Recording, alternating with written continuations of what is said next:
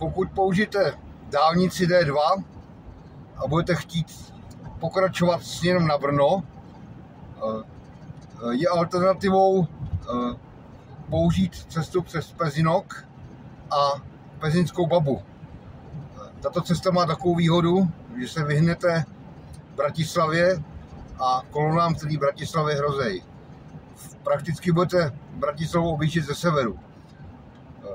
Osobně pokládám cestu na Pezinskou Babu za jednu z nejkrásnějších cest v bratislavském regionu. Proto vám ji dneska natočím a ukážu vám, jak je hezká. Hodně využívají motorkáři, když tuto cestu budete využívat v nočních hodinách. Pozor na zvěř, která cestu hodně přechází. Cesta přes Pezinskou Babu vám ušetří zhruba 70 až 80 km oproti cestě přes D2 a Bratislavským okruhu.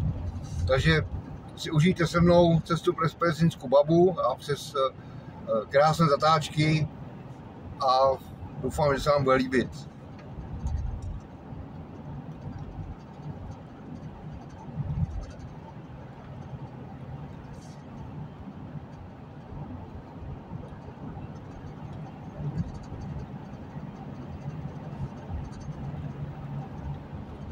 Pravidelně tuto cestu využívám při cestách z Nitry, a to i s vozíkem. Není třeba se bát, cesta je v letním období dobře průjezdná, v zimě jsem ještě nejel.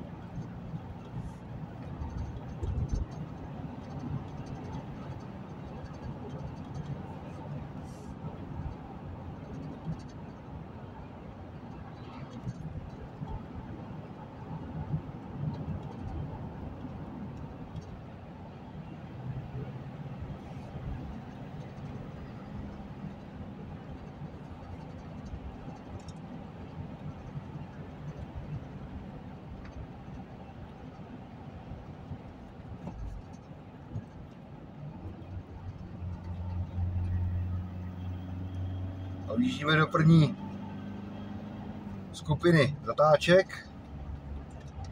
Některý jsou opravdu prudký, tak dávejte pozor.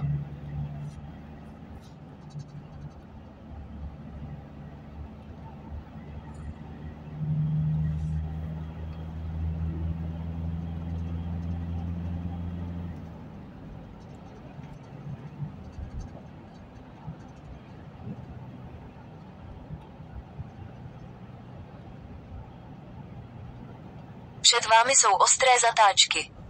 Ano, Vejs nás právě informoval.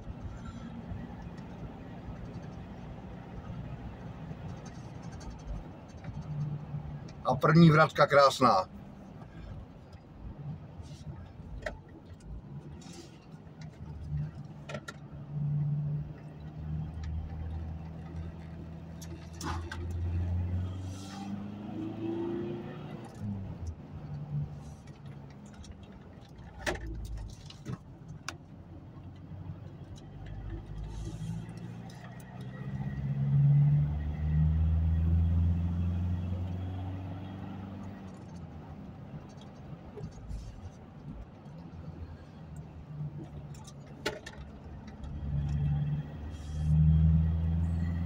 Krásný počasí, Mitsubishi si s vozejkem hravě poradí do kopce.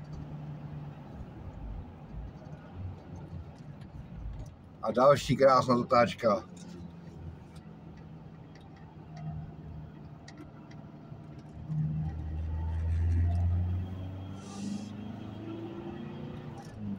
Typové bych tu silnici přirovnal asi k výjezdu na Červenohorský sedlo z Jeseníků.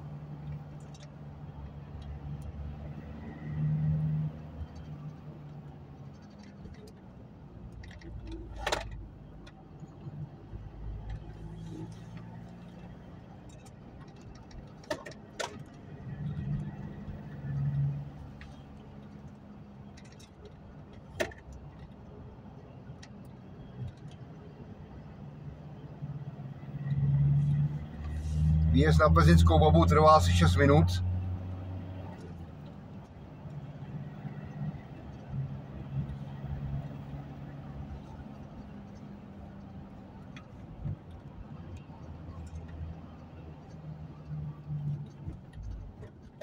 A další krásná vratka.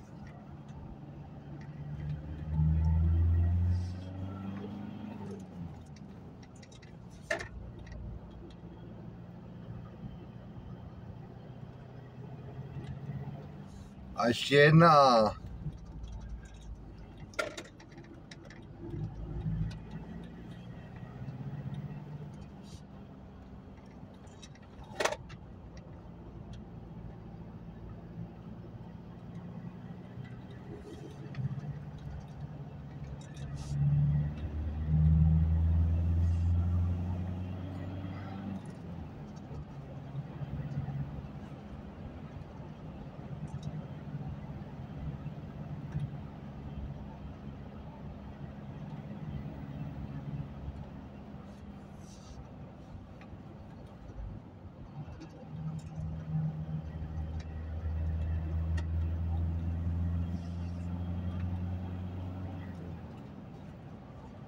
Po levé straně se otvírá krásný pohled na sjezdovku. Je 27. března, na sjezdovce ještě leží nesouvislá vrstva sněhu.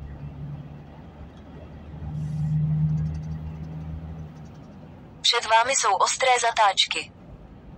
Přijedete. Po 1 kilometru.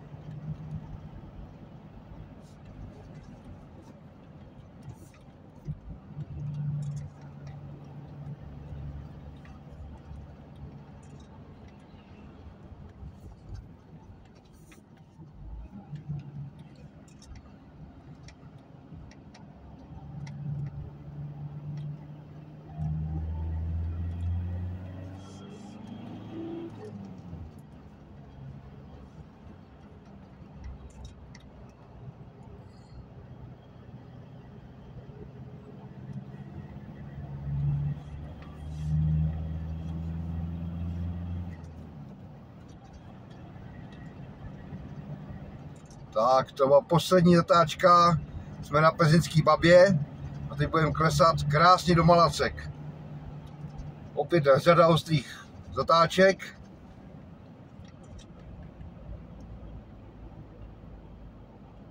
Přijeli jste do cíle. Jsme v okrese Malacky a klesáme dolů.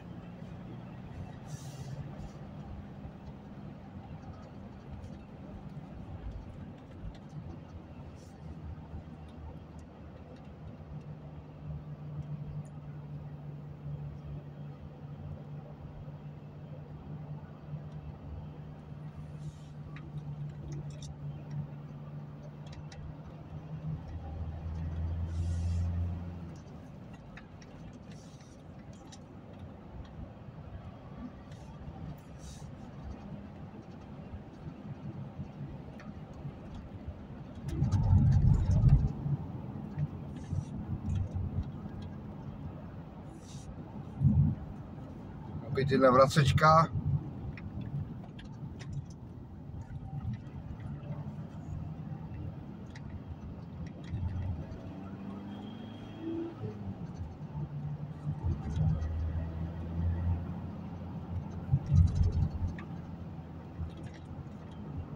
A další.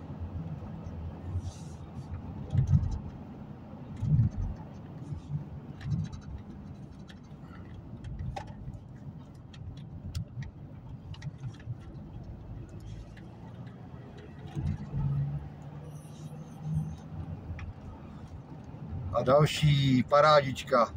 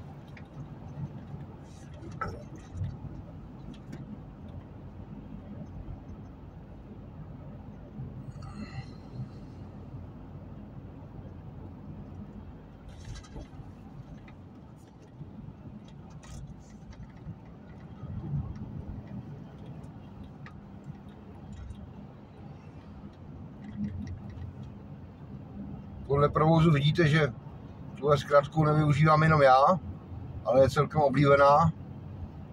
Nicméně Waze dneska v Bratislavě hlásil kolony na 1,5 hodiny, což vám ušetří dobrý 2 hodiny, 2,5 hodiny času oproti standardnímu průjezdu přes Bratislavský okruh.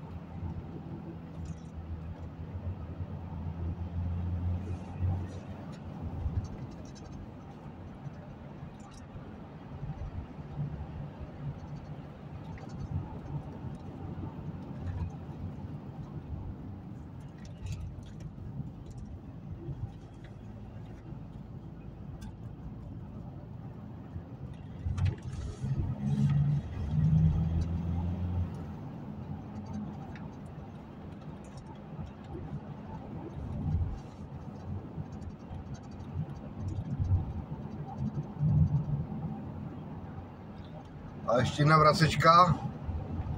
Budeme pomalu klesat směrem na Malacky.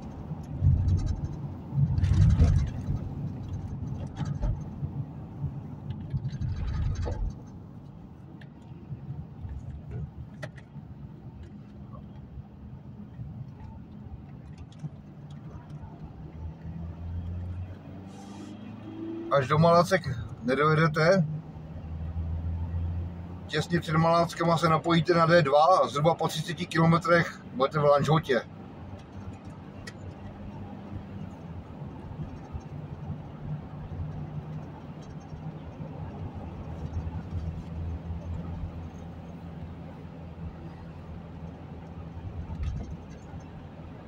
Před vámi je blokovaný levý pruh. Pozor, těsně před sjezdem.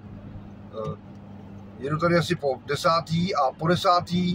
je tady blokovaný levý pruh, je tady snížená rychlost a ta situace je opravdu nepřehledná, jak můžete vidět.